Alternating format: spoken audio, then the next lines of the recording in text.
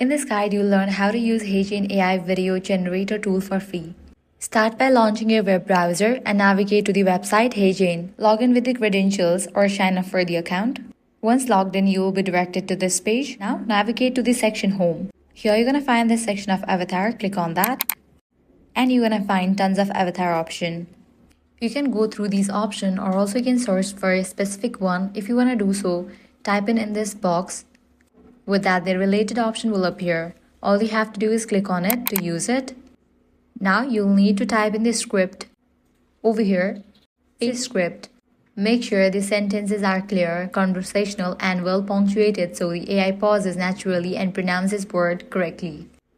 If your script is long, trim it or break it into smaller sections to keep the video engaging. And if you're creating content in another language, specify that clearly in the text. Click Submit and allow the platform a moment to render your video. Then preview it carefully for pacing, pronunciation, and clarity.